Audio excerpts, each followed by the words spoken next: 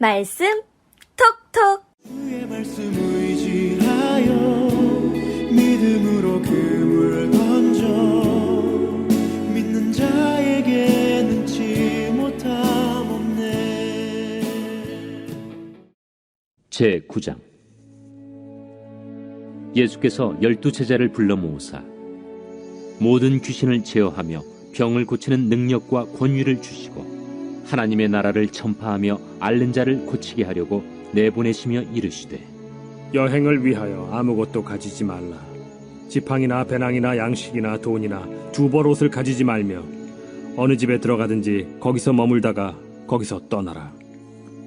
누구든지 너희를 영접하지 아니하거든 그 성에서 떠날 때 너희 발에서 먼지를 떨어버려 그들에게 증거를 삼으라. 제자들이 나가 각 마을에 두루 다니며 곳곳에 복음을 전하며 병을 고치더라.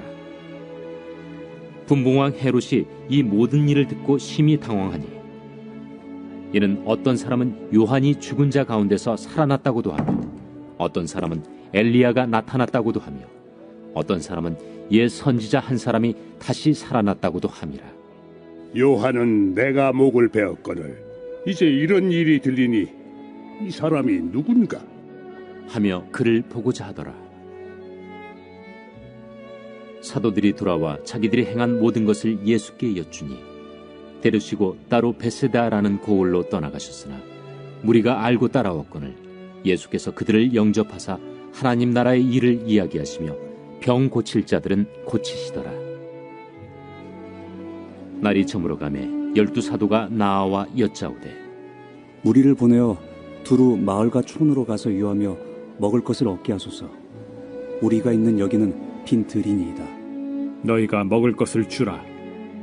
우리에게 떡 5개와 물고기 2마리밖에 없으니 이 모든 사람을 위하여 먹을 것을 사지 아니하고서는 할 수 없사옵나이다.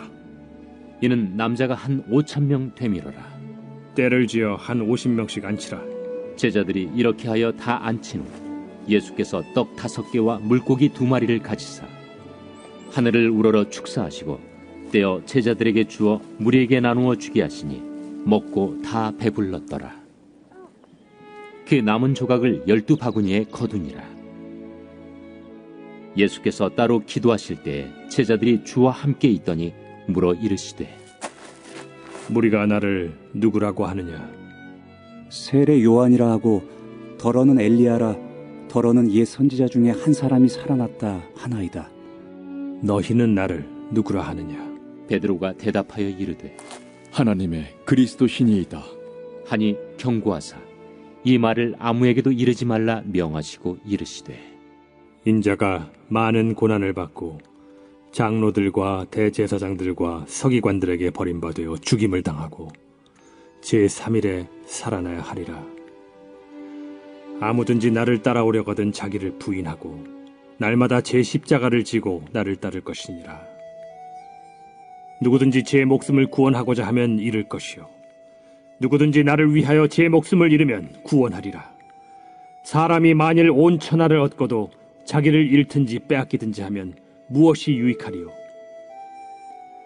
누구든지 나와 내 말을 부끄러워하면 인자도 자기와 아버지와 거룩한 천사들의 영광으로 올 때 그 사람을 부끄러워하리라. 내가 참으로 너희에게 이르노니 여기 서 있는 사람 중에 죽기 전에 하나님의 나라를 볼 자들도 있느니라. 이 말씀을 하신 후 8일쯤 되어 예수께서 베드로와 요한과 야고보를 데리고 기도하시러 산에 올라가사 기도하실 때에 용모가 변화되고 그 옷이 휘어져 광채가 나더라. 문득 두 사람이 예수와 함께 말하니 이는 모세와 엘리야라. 영광 중에 나타나서 장차 예수께서 예루살렘에서 별세하실 것을 말할세 베드로와 및 함께 있는 자들이 깊이 졸다가 온전히 깨어나 예수의 영광과 및 함께 선 두 사람을 보더니 두 사람이 떠날 때에 베드로가 예수께 여짜오되, 주여, 우리가 여기 있는 것이 좋사오니 우리가 초막 셋을 짓되 하나는 주를 위하여, 하나는 모세를 위하여, 하나는 엘리야를 위하여 하사이다 하되 자기가 하는 말을 자기도 알지 못하더라. 이 말할 즈음에 구름이 와서 그들을 덮는지라. 구름 속으로 들어갈 때 그들이 무서워하더니 구름 속에서 소리가 나서 이는 나의 아들 곧 택함을 받은 자니 너희는 그의 말을 들으라. 소리가 그침에 오직 예수만 보이더라. 제자들이 잠잠하여 그 본 것을 무엇이든지 그때에는 아무에게도 이르지 아니하니라. 이튿날 산에서 내려오시니 큰 무리가 맞을세 무리 중에 한 사람이 소리질러 이르되 선생님, 정컨대 내 아들을 돌봐주옵소서. 이는 내 외아들이니이다. 귀신이 그를 잡아 갑자기 부르짖게 하고 경련을 일으켜 거품을 흘리게 하며 몹시 상하게 하고야 겨우 떠나가나이다. 당신의 제자들에게 내쫓아 주기를 구하였으나 그들이 능히 못하더이다. 믿음이 없고 패역한 세대여, 내가 얼마나 너희와 함께 있으며 너희에게 참으리요. 네 아들을 이리로 데리고 오라. 하시니 올 때 귀신이 그를 거꾸로 들이고 심한 경련을 일으키게 하는지라. 예수께서 더러운 귀신을 꾸짖으시고 아이를 낳게 하사 그 아버지에게 도로 주시니 사람들이 다 하나님의 위엄에 놀라니라. 그들이 다 그 행하시는 모든 일을 놀랍게 여길세 예수께서 제자들에게 이르시되 이 말을 너희 귀에 담아두라. 인자가 장차 사람들의 손에 넘겨지리라. 그들이 이 말씀을 알지 못하니 이는 그들로 깨닫지 못하게 숨긴 바 되었습니다. 또 그들은 이 말씀을 묻기도 두려워하더라. 제자 중에서 누가 크냐 하는 변론이 일어나니 예수께서 그 마음에 변론하는 것을 아시고 어린아이 하나를 데려다가 자기 곁에 세우시고 그들에게 이르시되 누구든지 내 이름으로 이런 어린아이를 영접하면 곧 나를 영접하며 또 누구든지 나를 영접하면 곧 나를 보내신 이를 영접함이라. 너희 모든 사람 중에 가장 작은 그가 큰 자니라. 요한이 여짜오되 주여, 어떤 사람이 주의 이름으로 귀신을 내쫓는 것을 우리가 보고 우리가 함께 따르지 아니함으로 금하였나이다. 금하지 말라. 너희를 반대하지 않는 자는 너희를 위하는 자니라. 예수께서 승천하실 기약이 차감해 예루살렘을 향하여 올라가기로 굳게 결심하시고 사자들을 앞서 보내심에 그들이 가서 예수를 위하여 준비하려고 사마리아인의 한 마을에 들어갔더니 예수께서 예루살렘을 향하여 가시기 때문에 그들이 받아들이지 아니하는지라. 제자 야고보와 요한이 이를 보고 주여, 우리가 불을 명하여 하늘로부터 내려 저들을 멸하라 하기를 원하시나이까? 예수께서 돌아보시며 꾸짖으시고 함께 다른 마을로 가시니라. 길 가실 때에 어떤 사람이 여짜오되 어디로 가시든지 나는 따르리이다. 여우도 굴이 있고 공중의 새도 집이 있으되 인자는 머리 둘 곳이 없도다. 또 다른 사람에게 나를 따르라. 나로 먼저 가서 내 아버지를 장사하게 허락하옵소서. 죽은 자들로 자기의 죽은 자들을 장사하게 하고 너는 가서 하나님의 나라를 전파하라. 주여, 내가 주를 따르겠나이다마는 나로 먼저 내 가족을 작별하게 허락하소서. 손에 쟁기를 잡고 뒤를 돌아보는 자는 하나님의 나라에 합당하지 아니하니라. 샬롬, 여러분 좋은 날. 오늘도 하나님께서 저희들에게 허락해 주셨습니다. 행복하시고 즐거운 일 많이 있는 그런 하루가 되셨으면 좋겠습니다. 몇 해 전부터 이 갑질이라는 말이 우리 사회에 참 만연한 그런 단어가 되었어요. 지금도 뭐 아파트 입주민과 경비하시는 분들의 사이에서 또 알바생과 고객의 사이에서 또 기업의 어떤 위치에 따라 뭐 여러 가지 또 갑질 사건들 참 많이 여전히 들리고 있습니다. 왜 이렇게 사회의 이 갑질 사건들의 이슈가 끊이지 않는 것일까 가만히 한번 생각을 해봤는데 우리의 인간의 타락한 본성이기 때문에 그런 게 아닌가 싶은 생각이 들었어요.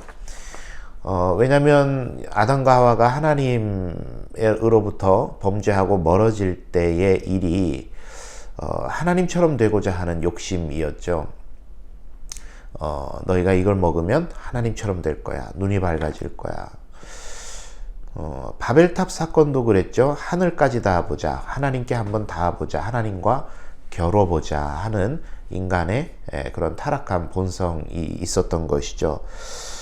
그렇게 생각하니까 사람들은 참 끊임없이 높아지려 하고 또 상대적으로 높아진 위상을 다른 사람에게 내려 깔아 봄을 통해서 뭔가를 마음속에 죄된 그런 본성들을 채워가는 그런 모습이 있지 않나, 그런 생각을 한번 해보았습니다. 우리는 살면서 이 갑과 을의 자리를 참 왔다 갔다 하지 않습니까? 뭐 예를 들자면 우리 사업장이 원청에게는 을이 되겠죠. 그러나 하청에게는 갑이 되죠. 상사에게는 을이 되겠지만 후배에게는 내가 갑이 됩니다. 내 손님에게는 내가 을이겠지만 내가 손님이 되면 내가 갑이 되죠. 나보다 힘있고 돈 있어 보이는 사람한테는 을이 되겠지만 나보다 힘없고 가난한 자에게는 갑이 되기도 할 것 같습니다.